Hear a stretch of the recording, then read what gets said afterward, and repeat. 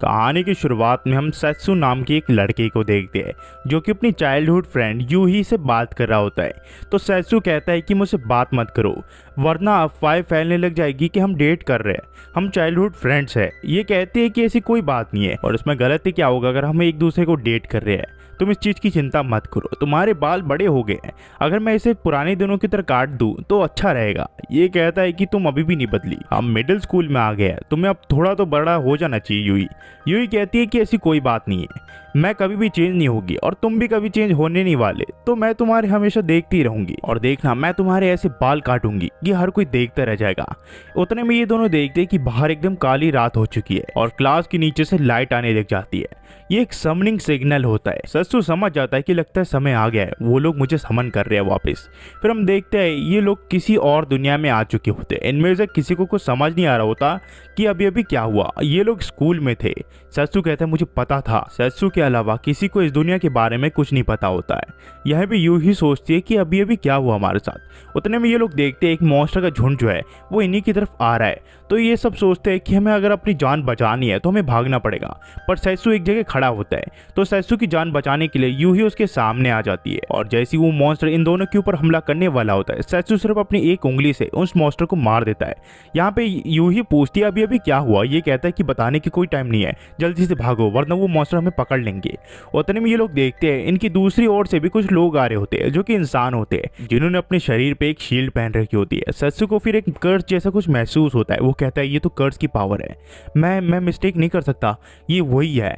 उतने में एक लड़की यहाँ पे आ जाती है जिसका नाम एरुका है। वो कहती है ये जगह सेफ नहीं है, तुम्हें यहाँ से चले जाना चाहिए, जितनी दूर हो सके उतना दूर भागो, हम यहाँ पे रॉयल नाइट्स है, हम तुम्हें प्रोटेक्ट करेंगे, तुम यहाँ से चली जाओ।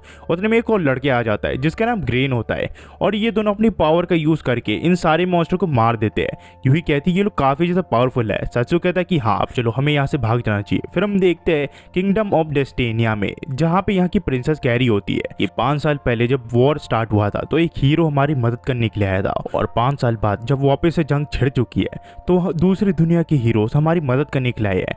यहाँ पे इनमें से किसी को कुछ समझ नहीं आता। ये लोग कह रहे होते हैं ये डेस्टिनी है कि दूसरी दुनिया के हीरो हमारी यहाँ पे मदद करने के लिए आए। 5 साल पहले एक हीरो यहाँ पे आया था जिसने इंसान और मॉन्स्टर के बीच में जो लड़ाई है वो रोक दी थी और उसी की वजह से शांति कायम हो गई थी। पर 5 साल के बाद जो मॉन्स्टर है वो हमारे यहाँ पे अटैक कर रहे हैं और हम अब कुछ कर भी नहीं सकते। हम सब आपके ऊपर डिपेंड है हीरोज, आप हमारी मदद कीजिए। ये कोई कोइंसिडेंस नहीं है, आपको भगवान ने भेजा हमारी मदद करने के लिए। ये लोग कहते हैं हमें लड़ना पसंद नहीं है पर फिर भी हम आपके लिए लड़ेंगे। यहाँ पे फिर प्रिंसेस कहते हैं कि आपका शुक्रिया, आप कल तक हमारे यहाँ रुक सकते हो, हम आपको ट्रेन करेंगे जब तक आप लड़ाई के लिए तैयार नहीं हो जाते। सत्सु कहता है यूही को फिर चिंता मत करो, मैं किसी को भी तुम्हें चोट पहुंचाने नहीं दूंगा। फिर हम देखते हैं अगले दिन जहाँ इन सभी बच्चों की ट्रेनिंग स्टार्ट हो जाती है। एरुका कैसे मैजिक यूज करते हैं वो इन सबको बता रही होती है कि तुम्हें सिर्फ अपने दिमाग में इमेजिन करना है और उसे किस तरह सख्त कर लेना है जिसकी वजह से तुम उस मैजिक को यूज कर सकते हो। यहाँ यूही के पास टैलेंट होता है मैजिक का, तो आराम से सीख रही होती है। तो सत्सु कहता है कि सचमुच वो काफी ज्यादा टैलेंटेड है। उतने में एरुका जो है वो सत्सु को देख लेते और कहते तुम यहाँ पे क्या कर रहे हो। सत्सु कहता है एरुका तुम अभी तक बिल्कुल नहीं बदली है। ये कहती है कि अपने सुपरवाइजर को ऐसे बुलाना ये बहुत ही बेकार है, तुम्हें किसी को भी उसके नाम से नहीं बुलाना चाहिए। तो यहाँ सत्सु कहता है तुम मेरे नाम लेने से पहले सर लगाओ। ये कहती है कि तुम्हें ज्यादा ही घमंड है, तुम मुझे पुराने हीरो की याद दिलाते हो जो कि काफी ज्यादा घमंड था और लड़की उसके बारे में कैसा फील करती है वो उस चीज के बारे में बिल्कुल चिंता नहीं करता था और इसी वजह से उसने अपने आप को डेंजर में डाल दिया और इसी वजह से उस दुनिया से गायब हो गया। ये कहता है कि अगर तुम्हें मुझसे लड़ना है तो तुम मुझसे लड़ सकते हो। एरुका कहती है कि लगता है मुझे तुम्हें सबक सिखाना ही पड़ेगा तभी तुम ट्रेनिंग में मानोगे। जिसके बाद यहाँ एरुका उसके ऊपर अटैक कर देती है पर सत्सु उसके पीछे जोरदार थप्पड़ मारता है। सत्सु फिर एलिका को कहता है कि एलिका तुम्हें कुछ याद आया। एलिका कहती है सत्सु सर आप फाइनली वापस आ गए, कई दिनों से मैंने आपको नहीं देखा इसी वजह से मैं पहचान नहीं पाई। ये कहता है कब तक को ये तुम करने वाली हो। यहाँ पे ये कहती है कि हाँ मैं चेयर बनने वाली हूँ, ठीक है मैं चेयर बन जाऊंगी, मुझे माफ करना मैं आपको पहचान नहीं पाई। जिसके बाद वो चेयर बन जाती है। यहाँ पे फिर ये कहती है कि आपने काफी ज्यादा लॉस कर लिया अपना वेट। सत्सु कहता है ये शरीर जो है पिछले वाले से थोड़ा सा कमजोर है तो जिसकी चिंता तुम मत करो। एलिका कहती है कि मुझे खुशी है कि आप वापस जिंदा लौट आए, वो भी इतने सालों के बाद। सत्सु सोचता है इतने साल के बाद अभी भी इसका एटीट्यूड बिल्कुल चेंज नहीं हुआ है।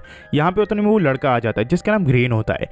यहाँ एलिका कहती है कि ग्रेन तुम्हें पता है ये सत्सु सर है। ग्रेन कहता है क्या सत्सु, तुम मेरे साथ मजाक कर रही हो क्या? फिर ये देखता है कि एलिका उसकी कुर्सी बनी हुई है और वो समझ जाता है कि ये सचमुच सैसू है जो कि ऐसा कर सकता है। उतने में ये लोग अपनी दोस्त टिया को बुलाने के लिए आ जाते हैं और उसे पता होता है कि सैसू इस दुनिया में वापस आ चुका है। यहाँ पे एक पूछता है कि तुमने मुझे पहचाना कैसे? टिया कहती है कि तुम्हारा शरीर तो अलग है पर मैं तुम्हें बिल्कुल पहचान सकती हूँ क्योंकि तुम्हारे अंदर से सेम स्मेल की मैजिक आती है जो कि सैसू यूज करता था। ये कहता है कि मैंने जैसे प्रॉमिस किया था मैं इस दुनिया में वापस आ गया। ये सब कहते हैं कि तुम्हारा स्वागत है। फिर सैसू सोचने लग जाता है जब मैं इस दुनिया में नहीं था अगर इनमें से कोई भी मर जाता तो क्या होता, मैं इनसे कभी भी नहीं मिल पाता। यह कहती है कि तुम वॉर के बारे में सोच रहे हो। सैसू कहते हैं कि हाँ मुझे तुमसे काफी सारे सवाल पूछने हैं। तो एलिका कहती है कि हम सबको भी तुमसे सब काफी सारे सवाल पूछने हैं। तुम इस दुनिया में वापस कैसे आए और तुम अलग कैसे दिख रहे हो और उस बैटल के बाद तुम एकदम गायब कैसे हो गए? तुम्हें इसके बारे में कुछ पता है? सैसू कहता है अगर मैं सच कहूँ तो मुझे इसके बारे में बिल्कुल नहीं पता। मैं जब तोमा से कैसल के वहाँ पे लड़ रहा था तो हम दोनों ने अपनी अपनी पावर्स को पूरी तरह यूज कर लिया था जिसकी वजह से वहाँ पे एक ब्लास्ट हुआ। उसके बाद जब मैं उठा तो मैं दूसरी दुनिया में था पर मेरे पास मेरी सारी यादें थी और साथ ही साथ मेरे पास मैजिक पावर भी थी पर मुझे पता नहीं था इस दुनिया में कैसे आऊँ। और उसके बाद अचानक से कुछ दिन पहले तुम लोगों ने मुझे समन कर लिया और मेरे साथ मेरे क्लासमेट भी आ गए। ये कॉन्सिडेंस की तरह लगता है पर एलिका कहती है ये बिल्कुल कॉन्सिडेंस नहीं है कि सैसू को यहाँ पे दोबारा बुलाना ये थोड़ा सा अजीब है। सैसू फिर कहता है कि तोमा के साथ क्या हुआ? ये लोग कहते हैं हमने तुम्हारे साथ उसे भी ढूंढा पर वो कहीं पे भी नहीं मिला। तो टिया कहती है कि तुम्हें क्या लगता है तोमा इन सारे डीमंस को कंट्रोल कर रहा है? सैसू कहता है कि हाँ मुझे लगता है क्योंकि कर्स का मैजिक वही यूज कर सकता है और इस दुनिया में ऐसा कोई भी नहीं है जो कि कर्स मैजिक यूज कर सकता है। तो मुझे पूरा शक है तोमा पे पर मुझे यकीन नहीं हो रहा वो इसके पीछे है। ये लोग कहते हैं जब हम तुम्हें ढूंढ रहे थे हमने उसको भी ढूंढा पर वो कहीं नहीं मिला पर तुम्हें जिंदा देख के हमें लगता है कि तोमा भी अभी जिंदा होगा। उतने में ग्रीन को किंग बुला लेता है तो उसे जाना पड़ता है।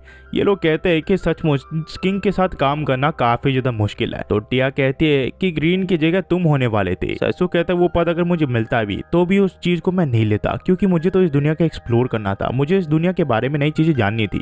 वहीं पे हम देखते हैं किंग को जो कि कहता है कि मैं डीमंस के खिलाफ अब वॉर छेड़ने वाला हूँ। ग्रीन कहता है किंग शांत हो जाइए, हमने जो डीमंस की वहाँ पे लेटर भेजा है वो आता ही होगा, हम थोड़ा तो इंतजार कर सकते हैं। किंग कहता है कि मैंने काफी ज्यादा इंतजार कर लिया और इस जंग की शुरुआत डीमंस ने की है, हमने बिल्कुल नहीं की थी और अब तो हमारे पास हीरोज भी है जिसका मतलब गॉड हमारी साइड है और हमारे साथ जस्टिस भी है। और अगर 5 साल पहले उस हीरो की अगर हम बात नहीं सुनते तो ये चीज हमें देखने को नहीं मिलती और उस लड़ाई के बाद तो वो गायब भी हो गया। वहीं पे हम देखते हैं यूही को जो कि यहाँ पे अपनी मैजिक की प्रैक्टिस कर रही होती है और उसने काफी अच्छा किया होता है। तो सत्सु कहता है तुमने काफी अच्छा किया, पहले अटेम्प्ट में काफी अच्छा है। तो यूही कहती है कि देखा मैं अब धीरे धीरे विंड मैजिक सीख जाऊंगी और अलग अलग मैजिक भी सीख जाऊंगी और ये सब जो हम सीख रहे हैं वो दूसरे को मारने के लिए।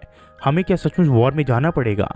मैं नहीं चाहती दूसरे मरे पर यहाँ पे हम कुछ भी नहीं कर सकते। पर कोई नहीं, मेरे अंदर सचमुच मैजिक का टैलेंट है और देखना युकी मैं तुम्हें पूरी तरह प्रोटेक्ट करूंगी, तुम्हें चिंता करने की कोई जरूरत नहीं है। सैसु कहता है बस तुम इसके बारे में सोचती रहो। फिर हम देखते हैं रात को जहाँ पे सैसु के सारे साथी आ चुके होते हैं। सैसु कहता है लगता है मुझे जाना पड़ेगा लड़ाई रोकने के लिए वरना ये सब एक दूसरे को मार के खत्म कर देंगे इस दुनिया को और बेकार में ये जो लड़ाई हो रही है इन सबको अब रुक जाना चाहिए। मुझे नहीं पता इसके पीछे तोमा है या फिर कोई और, पर अगर इसके पीछे तोमा हुआ तो मुझे उसे किसी तरह रोकना पड़ेगा। ये सब कहते हैं हमें भी तुम्हारे साथ जाने दो। तो सैसु कहता है कि जो सिचुएशन यहाँ पे चल रही है तुम्हें इन सबको ट्रेन करना चाहिए और तुम सब मेरे पर्सनल गार्ड हो तो तुम्हें मैं ऑर्डर देता हूँ कि तुम इन सबको ट्रेन करो और तुम्हें मेरे साथ आने की कोई जरूरत नहीं है, मैं इस चीज को अकेला संभाल लूंगा। वो मुझे नहीं पता कब मेरे ऊपर हमला हो जाए और मैं अकेला तो भाग सकता हूँ पर तुम में से कोई भी नहीं भाग सकता। फिर हम देखते हैं ये लोग इनविजिबल मैजिक का यूज करते हैं पर यहाँ पे यूं ही इन्हें देख लेती है। ये चारों के चारों एक तहखाने में चले जाते हैं एक गार्ड को छुपाते हुए जहाँ पे सैसु की कुछ चीज रखी होती है। दरअसल यहाँ पे इसकी स्वॉर्ड होती है जिसका नाम कोरोमारू होता है। ये कहता है कि अब मैं फाइनली पूरा हो चुका हूँ। वहीं पे हम देखते कुछ गार्ड्स को जो कि कह रहे होते हैं कि ये किसने किया, हमें उन्हें जल्दी पकड़ना पड़ेगा। ये लोग कहते हैं कि हम तुम्हारे लिए कुछ टाइम निकालते हैं, तुम एलिका के साथ कैसल के गेट तक पहुंचो। ये दोनों किस तरह कैसल के गेट तक पहुंच जाते हैं। एलिका कहती है कि जितना हो सके उतना मैं टाइम बचाने की कोशिश करूंगी जब तक तुम वापस नहीं आ जाते। पर उतने में यूही आ जाती है और कहती है कि तुम कहाँ जा रहे हो। तो सैसु उसे सब कुछ बता देता है कि कैसे वो दूसरी बार इस दुनिया में समन किया गया है और यहाँ पे इस वॉर को रोकने के लिए इसे अपने पुराने दोस्त से मिलना पड़ेगा और ताकि ये सबको प्रोटेक्ट कर सके। तो यहाँ यूही कहती है मुझे भी तुम्हारे साथ आने दो, पर ये कहता है कि नहीं, तुम वहाँ पे नहीं आ सकती, वहाँ पे खतरा है और मैं उससे इसलिए मिलने के लिए जा रहा हूँ ताकि तुम्हें वॉर में ना जाना पड़े। उतने में यूही कहती है कि तुम अपनी आंखें बंद करो और वो विंड और फायर मैजिक का यूज करके उसके बाल काट देती है। ये कहता है कि तुम काफी ज्यादा टैलेंटेड हो मैजिक में। ये कहती है कि हाँ, मैं अपना बेस्ट करूंगी ताकि मैं तुम्हें प्रोटेक्ट कर सकूं और इस दुनिया को भी, तो चिंता मत करो तुम। ये कहता है तो फिर ठीक है, जब तक मैं वापस नहीं आ जाता तुम यहीं पे रहना। और सैसू उनसे बाय कह के यहाँ पे निकल जाता है और जो कहानी है वो यहाँ से टू बी कंटिन्यू हो जाती है। अगर आप यहाँ तक देर को प्लीज लाइक एंड सब्सक्राइब कर देना। मैं थोड़ी जल्दबाजी में हूँ क्योंकि मुझे और वीडियोस भी अपनानी है। तो यार बस यही था कि आज संडे, आज मैं ठीक से वीडियो अपलोड नहीं कर पाया टाइम पे, पर फिर भी गाइस मैं अपनी पूरी कोशिश कर रहा हूँ और डेली वीडियो आते रहेगी। तो thanks for watching and next video में मिलते हैं।